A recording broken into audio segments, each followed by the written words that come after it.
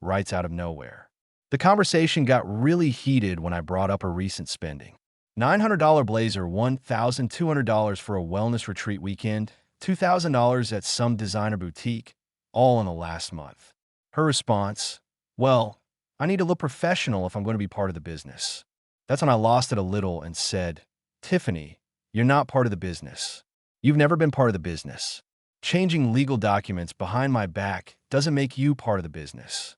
She started crying, saying I was being mean and unfair. Said she just wanted us to be true partners and asked why I was making such a big deal about small changes to the prenup. Small changes? Trying to secretly get half of someone's business isn't a small change.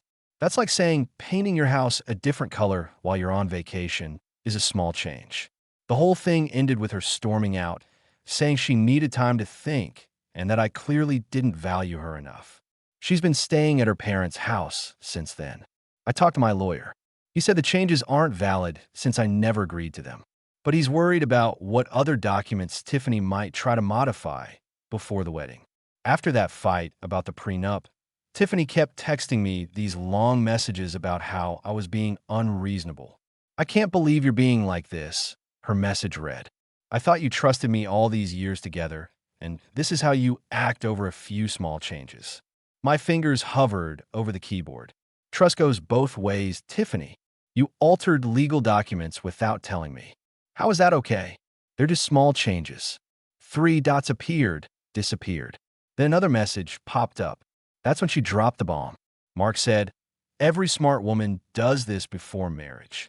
At least someone is looking out for my interests. I sat back in my office chair, pinching the bridge of my nose.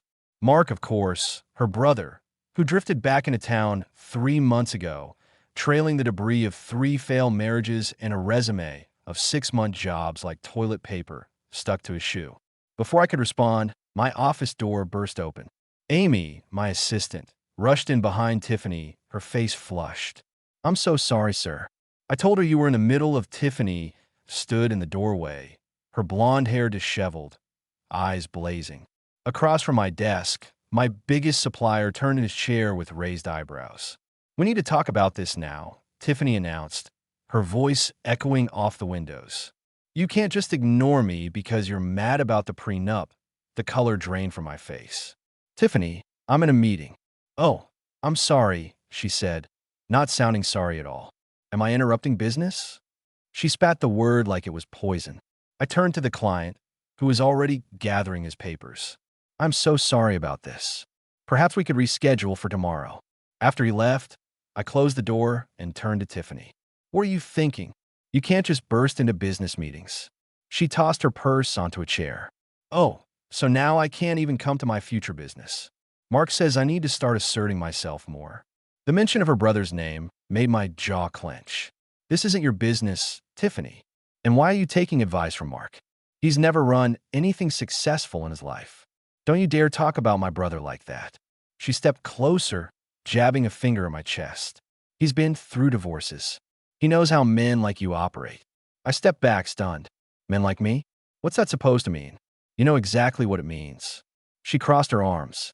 Businessmen who think they can control everything with money. Mark told me all about guys like you. I just stood there unaware of the woman standing in front of me. Is she the same one I fell in love with?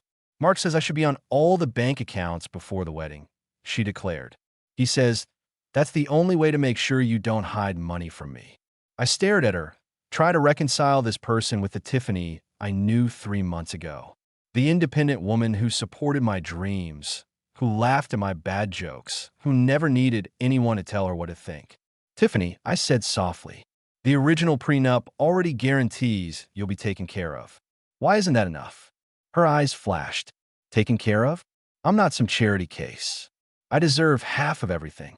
Mark says that's what courts usually give wives anyway. But you haven't contributed to building this business, I said immediately, regretting my words. You've never even worked here.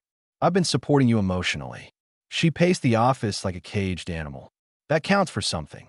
And once we're married, I'm going to be crucial to the business. How? You don't know anything about running grocery stores. I can learn. Her voice cracked slightly. Mark says, I'm smart enough to run any business. He says, You're just trying to keep me dependent on you. I sank into my chair, suddenly exhausted. She was speaking with Tiffany's voice, but the words were all Mark's. I tried one last time. Can we talk about this without bringing up what Mark says? Why are you so threatened by my brother? She leaned over my desk. Just because he's warning me about how these things usually go. I'm not threatened by Mark. I'm concerned you're taking life advice from someone who's failed at everything he's tried. The silence that followed was deafening. Tiffany's face turned red, then purple. How dare you? She grabbed her purse, hands shaking. Mark has been nothing but supportive. He's the only one telling me the truth about how to protect myself.